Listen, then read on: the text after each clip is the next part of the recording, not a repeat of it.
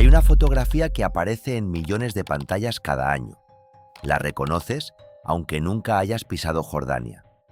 Una fachada tallada directamente en la roca color rosa, con columnas perfectas que emergen del acantilado, una urna en lo alto y delante, una explanada donde cada día llegan miles de personas a mirar hacia arriba y quedarse durante unos segundos en silencio. Se llama el Tesoro de Petra, y durante más de 2000 años, todos, guías turísticos, libros de texto, documentales, arqueólogos, dijeron lo mismo sobre él. Era una tumba real, un monumento funerario nabateo, quizás el más imponente, que jamás se construyó en esta región del mundo. En el año 2024, un equipo de investigadores liderado por la Universidad de St. Andrews, en colaboración con el Departamento de Antigüedades de Jordania y el Consejo Americano para la Investigación en el Extranjero, excavó directamente frente a esa fachada. Lo que encontraron no era misterioso por ser inexplicable, era misterioso por ser inesperadamente preciso. 12 esqueletos, piezas de cerámica, muestras de ADN, evidencia de que este lugar tenía una historia que ningún libro de texto había llegado a contar en su totalidad. Y en algún punto, mientras esa información empezaba a circular, algo ocurrió. La historia real, que ya era notable, se transformó en otra cosa. Versiones que hablaban de cámaras de contención, de paredes quemadas repetidamente en espacios sellados, de inscripciones borradas con intención deliberada, de memorandos jordanos desaparecidos de los archivos públicos, de un sistema diseñado no para honrar a los muertos, sino para asegurarse de que nadie pudiera salir vivo. Esa versión tuvo decenas de millones de reproducciones. Este video va a hacer algo distinto. Va a contarte qué encontraron realmente. Va a explicar qué partes de la historia tienen respaldo en la evidencia arqueológica y cuáles no lo tienen. Y al final vas a entender por qué la verdad, documentada sobre el Tesoro de Petra, es en muchos sentidos más inquietante que la versión exagerada. Porque lo que los científicos encontraron en 2024 abre preguntas que la arqueología todavía no ha cerrado. Si los grandes misterios históricos, no los inventados, sino los que la evidencia real no termina de resolver, te generan curiosidad, quédate hasta el final. Lo que viene no termina donde crees. Petra es una de las ciudades más extraordinarias que los seres humanos hayan construido jamás. No en el sentido turístico de la frase, en un sentido completamente literal. Los nabateos, el pueblo que la edificó, llegaron a esta región del sur de Jordania en algún momento del siglo IV a.C. Eran una civilización árabe que controlaba las rutas comerciales que conectaban Arabia, Egipto y Siria Fenicia. Las caravanas que cruzaban el desierto entre el Mar Rojo y el Mar Muerto pasaban necesariamente por Petra. El comercio en especias, incienso, seda y cobre definió su riqueza durante siglos. Lo que resulta extraordinario no es solo que construyeron monumentos, es cómo los construyeron. En un entorno desértico, donde el agua es el bien más escaso, los nabateos desarrollaron un sistema de cisternas, canales, tuberías y presas de desvío que les permitió sostener una ciudad de 30.000 personas en pleno desierto. La UNESCO, cuando declaró Petra Patrimonio Mundial de la Humanidad, destacó explícitamente ese sistema hidráulico como uno de los logros de ingeniería más importantes del mundo antiguo. Y en medio de todo eso, tallaron sus monumentos directamente en los acantilados de arenisca rosa. Más de 1.179 tumbas rupestres han sido identificadas en Petra. 628 de ellas tienen fachadas decoradas. El tesoro es la más conocida, la más fotografiada, la que aparece en el póster. Mide 39 metros con 50 centímetros de altura. Está ubicada justo al final del SIC. Ese cañón estrecho de casi 1,5 kilómetros que obliga a los visitantes a avanzar en fila, con las paredes de roca cerrándose sobre ellos. Y su aparición al final del recorrido genera, en las personas que la ven por primera vez, Una reacción que los guías llevan décadas describiendo igual: silencio. Un silencio de unos pocos segundos antes de que alguien saque el teléfono. El nombre, el tesoro, no viene de los arqueólogos. Viene de los beduinos que vivieron en Petra durante siglos. Ellos creían que en la urna que corona la fachada, a casi 40 metros de altura, un faraón había escondido su oro. Esa creencia explica algo que todavía puede verse hoy: marcas de disparos en la urna de piedra. Generaciones de habitantes intentaron romperla a tiros para que cayera el tesoro. El tesoro nunca existió. Lo que sí existía, desde siempre, era la pregunta que los arqueólogos habían tenido durante décadas: ¿qué había exactamente bajo la explanada frente a la fachada? La excavación de 2024 no nació de la nada. Eso es algo que las versiones virales de esta historia omitieron casi por completo, y es importante entenderlo para leer correctamente lo que se encontró. En el año 2003, arqueólogos trabajando en el área frente al tesoro identificaron lo que se denominó la tumba 62C. No fue un descubrimiento accidental, fue el resultado de trabajo sistemático y paciente. En 2005, un equipo llevó a cabo la primera ronda de excavaciones vinculadas a esa tumba y encontró restos de al menos 11 individuos. No fue noticia internacional, no hubo portadas. Los resultados quedaron en los registros académicos y en los archivos del Departamento de Antigüedades de Jordania, que sabía exactamente lo que había debajo del patio desde ese momento. La razón por la que 2024 fue diferente tiene que ver con la tecnología disponible. El equipo de la Universidad de St. Andrews, en colaboración con las autoridades jordanas, el Fondo Fiduciario de Petra y el Consejo Americano para la Investigación en el Extranjero, ACOR, por sus siglas en inglés, utilizó dos sistemas de prospección geofísica: radar de penetración terrestre e imágenes de conductividad electromagnética. Ambos sistemas, de forma independiente, confirmaron la ubicación de la tumba 62C, pero los datos también insinuaban algo más: posiblemente una tercera fila de estructuras, más profunda que todo lo excavado hasta entonces. Eso fue lo que justificó la excavación de 2024. No una filtración de imágenes satelitales, no presión mediática imposible de contener. Una progresión lógica de trabajo arqueológico que llevaba más de 20 años en marcha. El Departamento de Antigüedades de Jordania otorgó los permisos correspondientes. Las condiciones de excavación fueron estrictas, como lo son en cualquier sitio protegido de esta escala. Documentación milimétrica en cada etapa, monitoreo constante de la integridad estructural del entorno, reversibilidad en la medida de lo posible. Eso no es la señal de que alguien ocultaba algo. Es el protocolo estándar para cualquier excavación en un patrimonio mundial de la humanidad. La excavación de 2024 confirmó y amplió lo hallado en 2005. Bajo la explanada frente al tesoro, el equipo encontró 12 esqueletos en total. Los restos estaban en un espacio que la evidencia estructural y los análisis de datación ubican entre mediados del siglo I a.C. y principios del siglo II de nuestra era.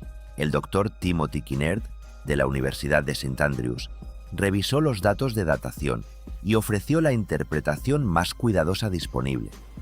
El espacio fue construido probablemente como mausoleo y cripta, alrededor del inicio del siglo I de nuestra era, posiblemente asociado a Aretas IV Filópatris, el rey nabateo bajo cuyo reinado Petra alcanzó su mayor esplendor cultural y arquitectónico. Aretas IV gobernó durante 48 años, entre el año 9 a.C.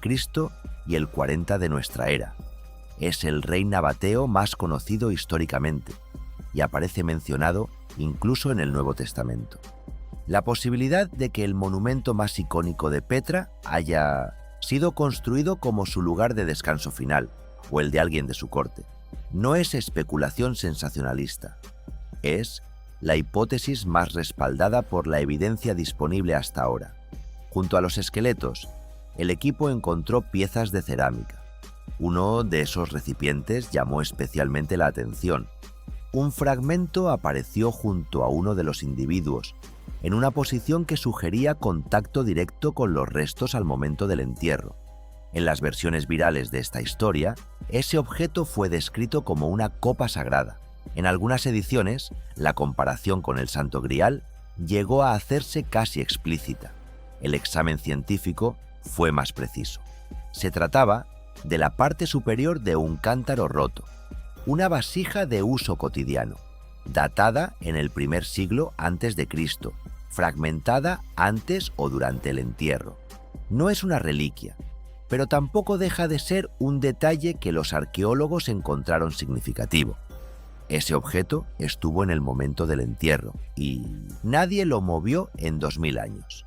El equipo tomó muestras para análisis de radiocarbono, luminiscencia ópticamente estimulada, ADN antiguo y cerámica. En el momento en que Acor publicó su clarificación oficial directamente como respuesta al desbordamiento mediático, esos análisis todavía estaban en proceso. Eso significa que una parte importante de lo que esta tumba puede revelar sobre los individuos enterrados en ella, su origen, su salud, sus relaciones biológicas, su época exacta, aún no ha sido publicada. En octubre de 2024, 2 videos en inglés sobre el tesoro de Petra comenzaron a circular con una velocidad que los propios investigadores no habían anticipado.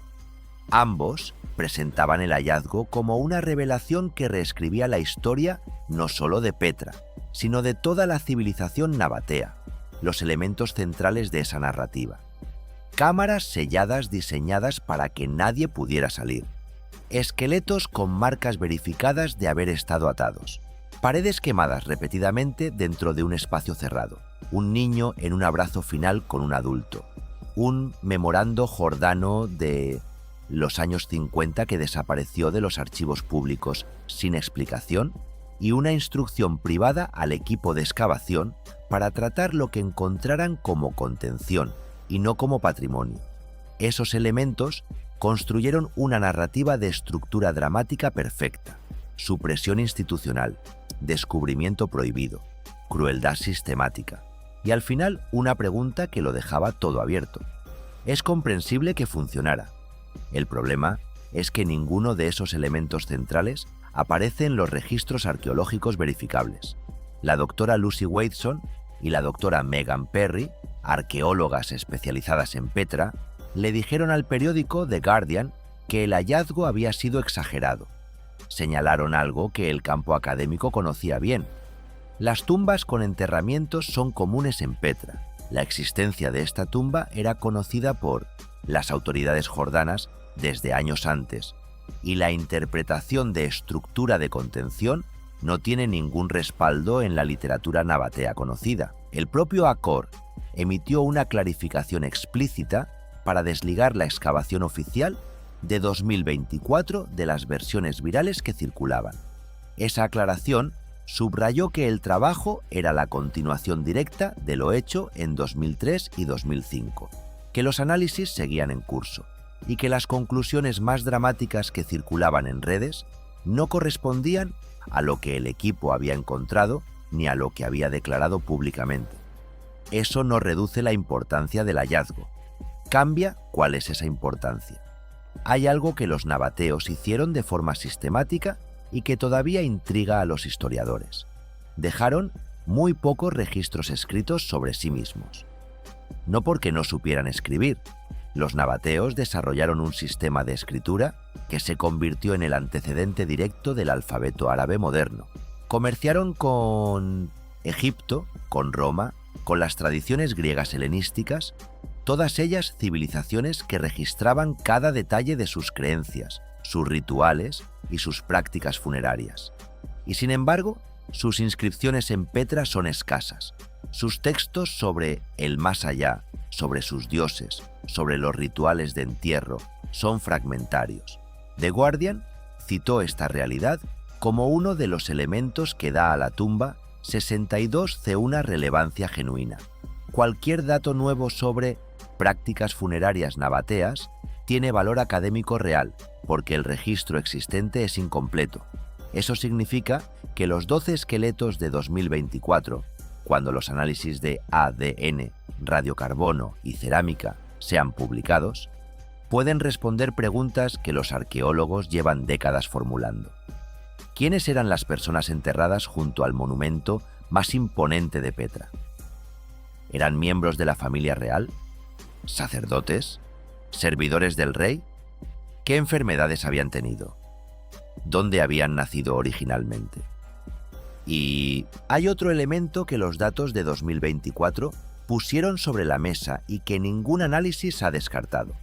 La prospección geofísica sugiere que bajo el patio frontal del tesoro puede haber una tercera fila de estructuras más profunda que todo lo que se ha excavado hasta ahora. No es una afirmación dramática, es una observación técnica directa de los propios instrumentos. Si esa lectura se confirma en futuras campañas de excavación, el área frente al tesoro tiene más capas de historia de las que cualquier investigación previa había podido documentar. Eso es misterio real. No requiere cámaras de contención ni memorandos desaparecidos para ser perturbador.